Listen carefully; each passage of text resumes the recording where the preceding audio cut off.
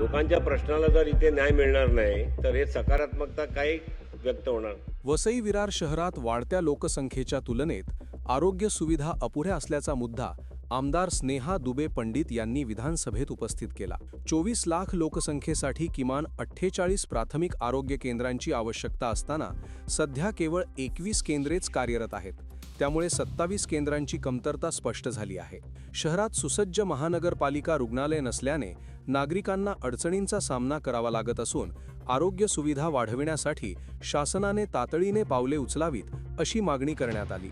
अध्यक्ष महोदय, वसई विरार महानगरपालिकेची स्थापना होऊन 16 वर्ष झालेली आहेत आणि या महानगरपालिकेची लोकसंख्या जवळपास 24 लाख अशी आहे आणि यामध्ये मनपाचे अजूनही एक स्वतःचे रुग्णालय सुसज्ज असं नाही आहे अध्यक्ष महोदय. त्यासाठी आत्ताच निधी शासनाने मंजूर केलेला आहे आणि भारतीय सार्वजनिक आरोग्य मानांकनानुसार महानगरपालिका क्षेत्रात 50,000 लोकसंख्येला एक नागरी प्राथमिक आरोग्य केंद्र आवश्यक असतं अध्यक्ष महोदय.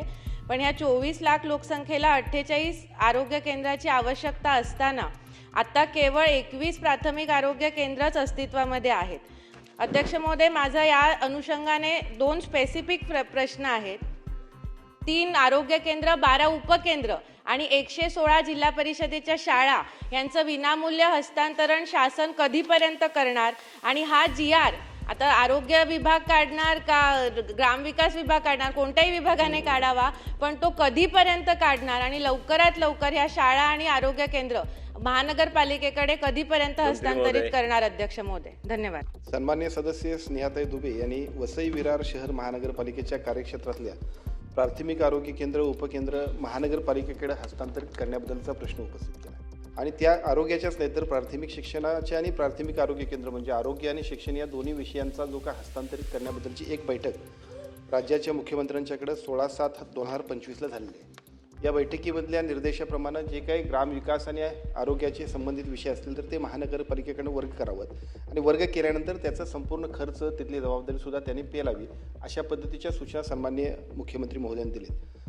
लोकांच्या प्रश्नाला जर इथे न्याय मिळणार नाही तर हे सकारात्मकता काही व्यक्त होणार, कशी व्यक्त होणार? आपण सांगा. मुख्यमंत्री महोदयांनी जुलै महिन्यामध्ये निर्देश दिलेत आणि आपण शासन किंवा स्थानिक स्वराज्य संस्थांमध्ये बाकीची काही लेनदेन ऑन पेपरच होते, ते adjustment of account on paper असतात. त्यामुळे त्याचा निर्णय झाला पाहिजे. आपण त्याच्या संदर्भात बैठक करा परत पाहिजे तर आणि ह्या प्रश्नाला सोडवा.